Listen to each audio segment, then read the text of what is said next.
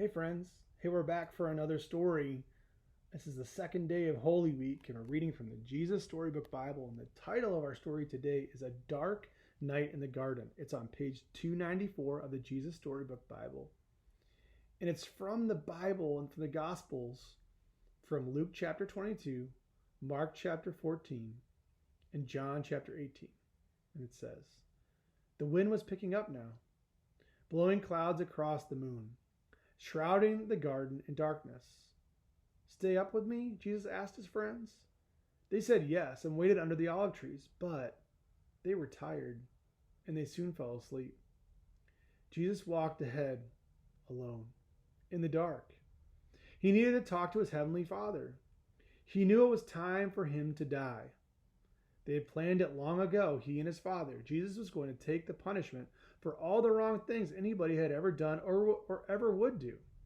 "Papa, Father," Jesus cried, and he fell to the ground. "Is there any other way to get your children back? To heal their hearts? To get rid of the poison?" But Jesus knew. There was no other way. All the poison of sin was going to have to go into his own heart. God was going to pour into Jesus' heart all the sadness and brokenness in people's hearts. He's going to pour into Jesus' body all the sickness in people's bodies. God was going to have to blame his son for everything that had gone wrong. It would crush Jesus. There's Jesus praying in the distance, and the disciples, well, they've fallen asleep. But there was something else, something even more horrible. When people ran away from God, they lost God. It was what happened when they ran away. Not being close to God was like a punishment. Jesus was going to take that punishment. Jesus knew what that meant. He was going to lose his Father. And that, Jesus knew, would break his heart in two. Violent sobs shook Jesus' whole body. Then Jesus was quiet, like a lamb. "I trust you, Papa," he said. "Whatever you say, I will do." And there he is praying, talking to his Father.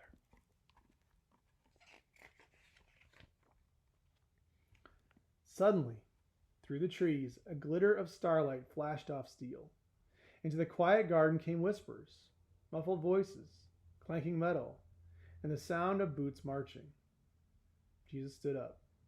He woke his friends. "Now is the time," he said gently. "Everything that was written about me, what God had been telling his people all through the long years, it's all coming true."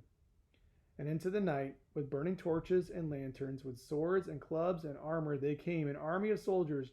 Judas led them straight to Jesus so they could arrest him. Jesus was waiting for them. And there, Judas comes with the soldiers to get Jesus. Peter leapt up, took a sword, and tried to defend Jesus. He sliced off a guard's ear.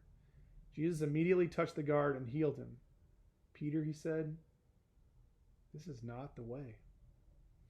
Peter didn't realize that no army, no matter how big, could ever arrest Jesus. Not unless Jesus let them.